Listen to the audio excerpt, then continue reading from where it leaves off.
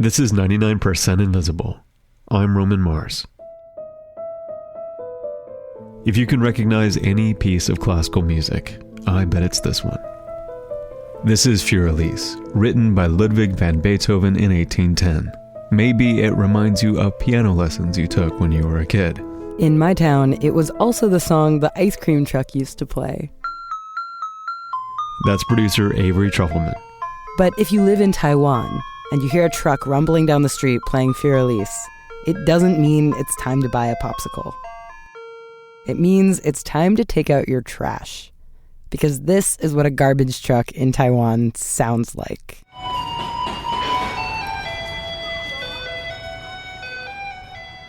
This garbage truck song isn't just supposed to be cute and fun, although it is also supposed to be cute and fun. The singing garbage trucks are all a part of a completely different way of thinking about waste disposal. Completely different, that is, from the way that we think about it in the United States. In the late 1990s, Taiwan recycled only 5% of its waste. Today, Taiwan recycles well over half. The country is now among the world's top recyclers. And what changed in this period has a lot to do with the way that the trash is collected. Okay, für Elise isn't the only song the trucks play. In Taipei, the capital of Taiwan, the trucks also play this song. That's A Maiden's Prayer by Polish composer Tekla Bartoszewska-Baranowska. And in Taipei City, the garbage trucks just alternate between these two songs. They take turns to play these two songs, two music in Taipei City. Even the elementary school kids can sing the song. So we are brainwashed. This is Dr. Jasmine Wang, and she grew up in Taipei. Since I was a child, I knew that every time when the garbage truck comes, we will hear dun-dun-dun-dun-dun-dun. Now the singing garbage trucks are such a part of life, it's hard to imagine a time before them. But that time actually wasn't too long ago. We used to have a lot of big dumpsters. So they will have a lot of rats, mosquitoes, and things like that, and it's not good for our health. Just a couple of decades ago, Taipei residents threw their trash into massive, smelly dumpsters on the streets. Garbage would end up in piles on the sidewalk and in parks. It would fester in the heat. It was just nasty. Then Taiwan's democratization accelerated in the mid-1980s and created this desire to tidy up. Being a modern country means being a clean country. And when you have foreign visitors coming and visiting your capital, they shouldn't think, oh, this place is dirty. This is Mary Alice Haddad, chair of East Asian Studies at Wesleyan University. In Taiwan, the pro-democracy movement got fully entangled with the environmental movement. And so as all those things moved together in the late 80s, early 90s, then the pro-democracy and pro-environment agendas got onto the public consciousness.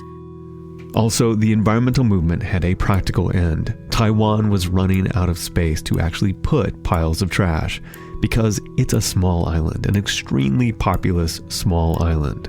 There's not that much space where you're going to stick all your junk. Whereas in the United States, there has been historically a sense of the untamed, untapped, endless wilderness.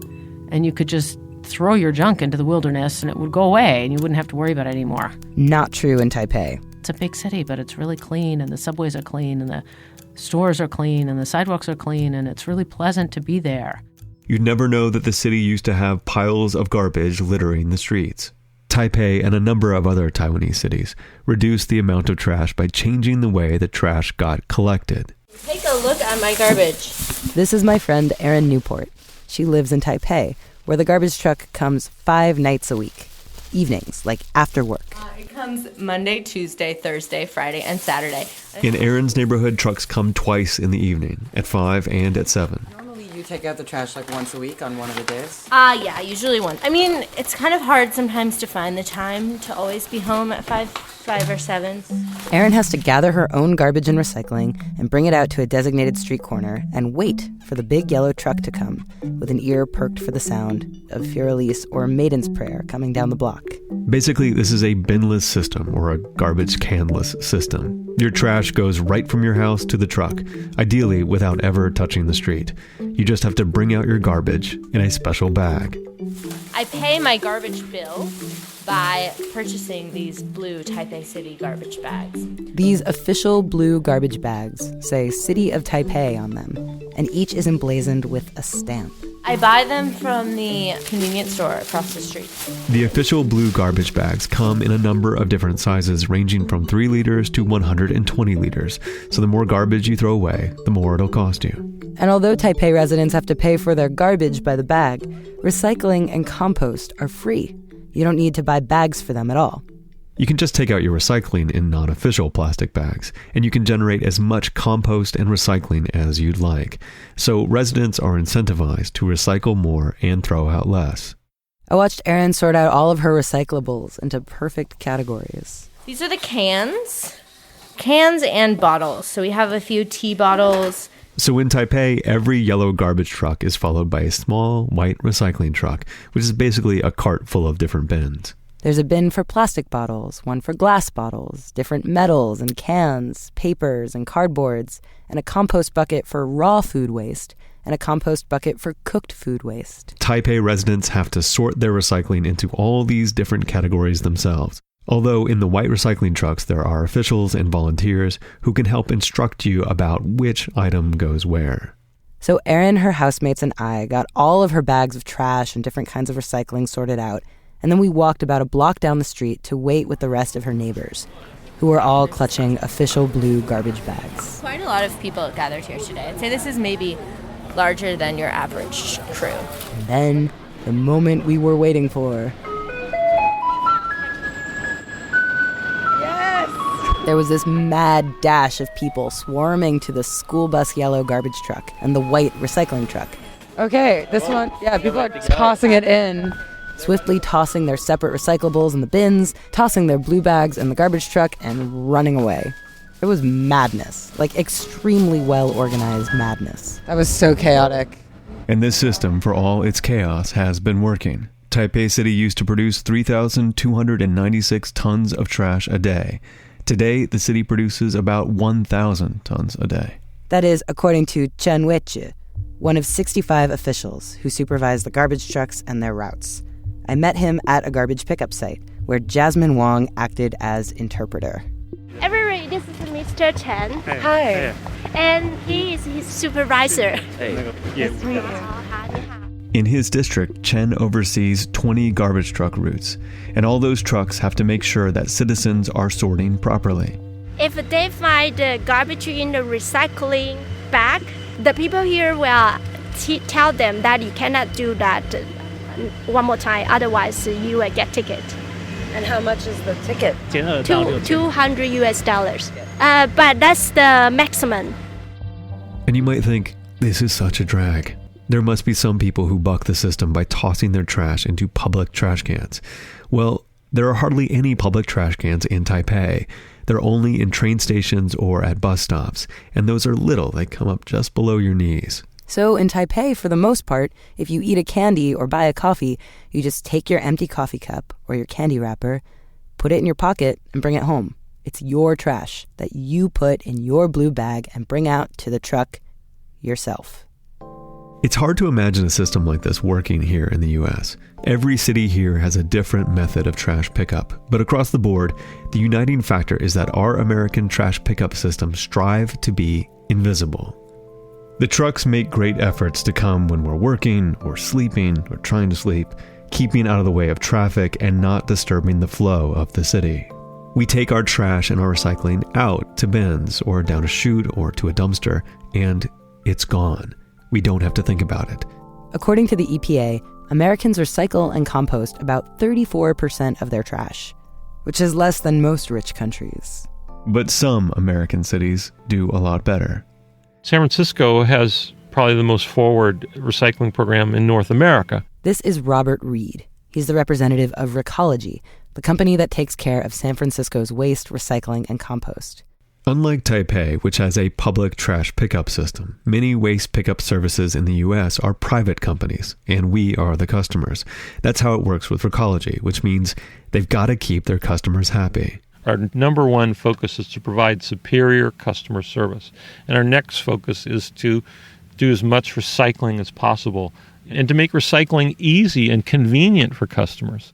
Recology has set up similar incentives to the system in Taipei, where trash pickup is way more expensive than recycling or compost pickup.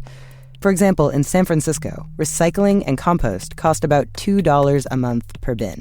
Trash is about $26 a month per bin. But above all, Recology's system is meant to be simple and stress-free. It has to be if you want people to keep paying for your service. People have a lot of demands in their lives. We understand that. Recycling might not be the very first thing. They got to make their boss happy. They got to pay their mortgage. Garbage and recycling and composting might not always be at the top of the list. We understand that. Basically, instead of putting the onus on the citizens to separate the different kinds of compost and recycling for themselves, Recology does the brunt of the work, sorting, so we don't have to. San Francisco, like a lot of other American cities that collect recycling, uses one catch-all recycling bin. So you throw your cans, your bottles, your cardboard, all in the same place. And then all those different materials end up in a facility like Recycle Central. So this is Recycle Central. This is the large recycling plant on Pier 96, where we sort all the materials from the blue bin, the bottles, the cans, and the paper. We're going to go inside now. The facility is massive, and it's where Recology processes most of San Francisco's recycling. You can see this great big pile of recycling. This is from this morning. This is from one day, and we're going to get this sorted out because we got another big pile coming in tomorrow. So we do 600 tons a day here. That 600-ton pile will wind its way up a huge, surreal web of conveyor belts, where some of the 173 people on staff will separate the recyclables into 16 categories of materials, with the help of some modern recycling equipment. So we've got magnets, and we have fish ladders that separate bottles and cans from paper. They're on an angle, and they temporarily suspend gravity. And to make sure everything gets precisely sorted, there's some real state-of-the-art technology, like this apparatus that separates clear plastic from colored plastic with optic sensors. Right here, the scanner is looking at the materials as they come by, and when it sees a clear plastic, like a clear plastic water bottle, it hits it with a puff of air, and you can hear it. It's expensive. It costs $3 million for this machine, and it came from the Netherlands. So this system, with all of its whirring, twirling conveyors and magnets and machinery and 173 employees, it's dazzling, and it makes less trash by doing more recycling. And recycling creates 10 times more jobs than landfilling or incineration. Of course, it also takes all the direct sorting out of the hands of the people who actually create the waste, and charges them for the service instead. As a result, recycling in the U.S. can be expensive. I guess that's part of the problem. Like, to the extent that there's pushback in recycling, which I've seen some of in the United States now, it's often about the cost of it and how it's very costly. And that's true if you're using these single-stream processes function, and it's less true if the household does the separating. That's Professor Mary Alice Haddad again. If your community wants to recycle, all that stuff needs to be separated and sorted, somehow. Whether you use a $3 million machine from the Netherlands or compel an entire sweet potato-shaped island of people to stand on the corner at night. The Taipei system is cheap and efficient because the city has conscripted their citizens as workers. And it's been successful. Taipei is a great example of a big, major, global metropolitan area that did not have a good garbage collection system not that long ago, and they have completely transformed, and it could be an example for us all. Which is not to say we should necessarily copy Taipei's system. What's worked for them might not work for the U.S. But consider the American garbage truck, creeping around at dawn or during work hours, trying to be as inconspicuous as possible, trying to keep trash out of sight and out of mind. You don't really pay attention to it, but everyone should pay a lot of attention. If we had to watch our garbage pile up in our homes without taking it out to the bin and had to set aside time in our days to catch the garbage and recycling trucks coming down the street, I bet we'd produce less junk. But I also think if I had to hear this song twice a night, 5 days a week, I would murder everybody.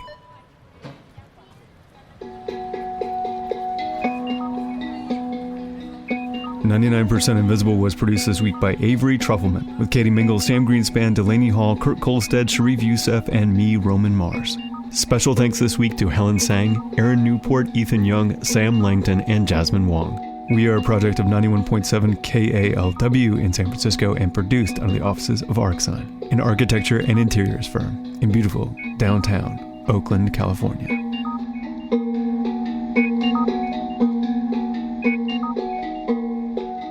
99% Invisible is supported in part by Squarespace. Whether the story behind your passion is out of the ordinary or simply out of this world, you should tell it in an unforgettable way. Squarespace helps you do just that with the only websites designed to showcase what makes your passion worth pursuing. Start your free trial today at squarespace.com/invisible. You should.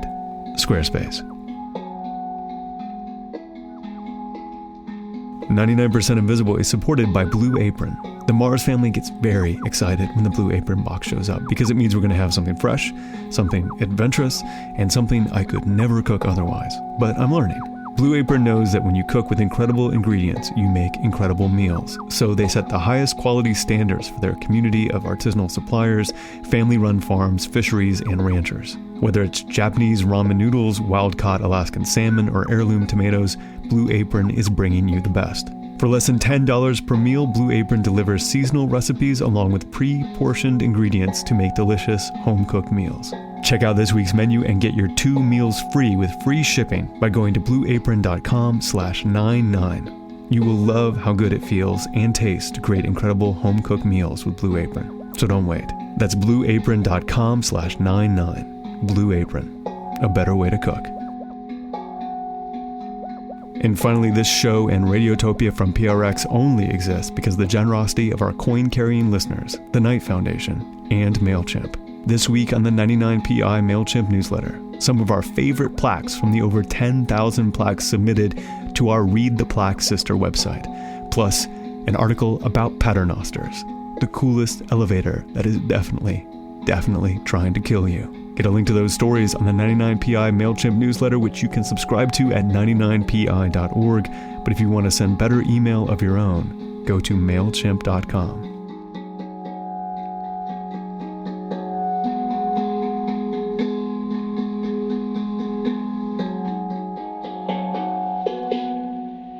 You still there? Good. Because my boys Carver and Maslow have something to say. The trash truck should play. The trash is coming, the trash is coming. Please pick up your trash. The trash is coming, the trash is coming. Please pick up your trash. This is my version. The trash is coming, the trash is coming. Do it, pick up your trash. You can find this show and like the show on Facebook. You can follow us all on Twitter and Instagram. We have a very good Tumblr that Avery takes care of. But the best way to explore the 99% invisible activity that shapes the design of our world is to do a deep dive on our website. It's 99pi.org. Radiotopia.